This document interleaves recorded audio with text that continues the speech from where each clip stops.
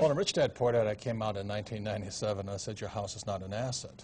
And it drove people nuts. It just went crazy on me because that's a common belief. But when you can't make your house payments, you find out is the biggest liability you got, and many of the times. It's turned out to be very much more correct than you even thought. Right. When you look at what's happened to home prices. Right. And Donald and I love real estate. I love real estate. I think it's the best thing going, better than sliced bread. But if you're not smart with it, it's like a loaded gun. You know, you can protect yourself or you can kill yourself with it. So real estate is, to me, the best vehicle, but you've got to be smart with it because we're using debt. And debt is the two-edged sword out there. So you use debt, I use debt, but the more debt you use, actually you have to be smarter. So you can use debt to get richer. You can also use debt to wipe you out. So that's why, you know, I continue on saying we need financial education. To just say to somebody, get out of debt, well, that's not accurate. You use debt, don't you?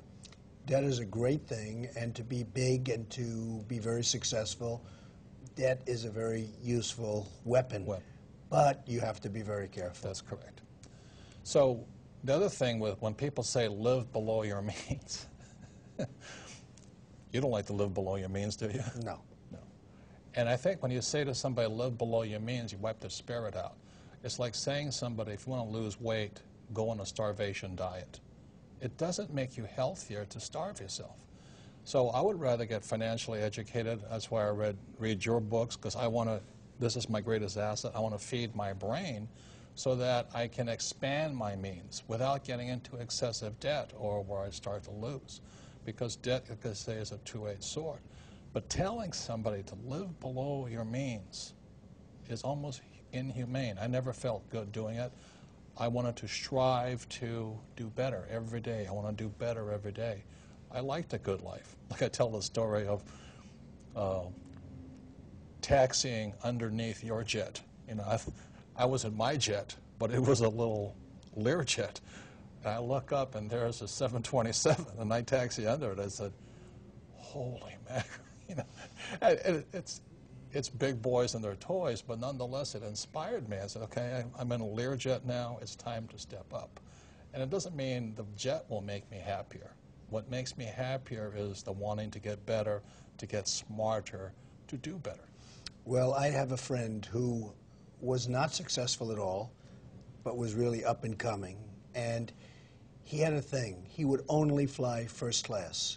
I'm not saying do this because for somebody it won't work, but he needed that mentally. Right. He wanted to fly first class because mentally he wanted to think he was the best, and that's it.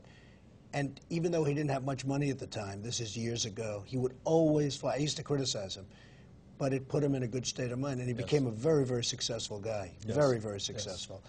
And I've always remembered that. He would never fly coach. He would always fly first class, even though he didn't have the means to fly. So, look, it's complicated, but whatever it takes to train that. Whatever makes you feel better about yourself, stronger, more confident, to want to do better. And I think really that's the issue. And we're at the stage of our lives right now, to ask for more is not really it. But to do better, to feel better about ourselves is still important. It is very important. Right. So that's why I don't like saying live below your means and scrimp and all that, because shopping is fun.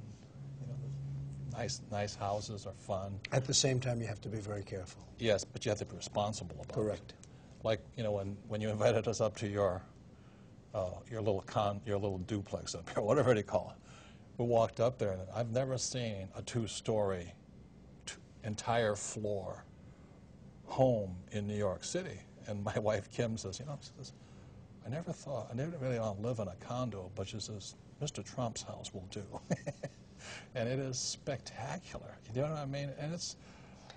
And yet I don't need that, Robert. Yes, I know. I don't need that. If I had one nice bedroom with a good television set and a nice bed, and you don't really need that. But it was in a building I built, and it was there for the taking, so I figured I might as well do it. And what have I done? Instead of selling the equivalent of 12 or 13 units, I kept them. And by keeping them, I have them. I didn't sell them. And that's okay. And it's become, a very valuable place. So I didn't need that. I don't need it now. but there's something nice about it. Right. And then that's my message is achieve it, and then you can take it or leave it. But if you don't achieve it, then it's always something away from you. So again, that's why I'd be redundant about this. Living below your means, I don't think that makes your spirit happy. It kills your spirit. Also, if you don't have the financial education, when somebody says your house is an asset or these mutual funds are good or the stock will go up, and you don't know the difference between a good investment and a bad investment, because real estate can be a bad investment, stocks can be a bad investment. If you don't know good investment advice from bad investment advice, then you're going to get taken. This world is not kind, should we say. The hardest thing that I've witnessed over the last year is seeing people that were very hardworking and very conservative that invested in the stocks. And I'm not talking about high-flying stocks. I'm talking about very solid companies. And their net worth is 50% of what it was a year ago, and they haven't done anything wrong. Right. Now, they put their money in stocks, so I guess you could say that's wrong, but it's really not wrong, No. because historically that's been okay. Right. So they went into conservative stocks, and a year later they're worth 50%, and all they've done is worked. And that's the hardest thing I've seen. It's tragedy. The thing that I want to say is this: you can invest in gold and lose money. You can invest in real estate and lose money. You can lose stocks and lose money. You can invest in oil and lose money. You can also make a lot of money in all those things. So really the reason we get together is because your financial intelligence, your financial IQ makes something valuable or not valuable. Like I said, you have to know a good investment from a bad investment, good advice from bad advice.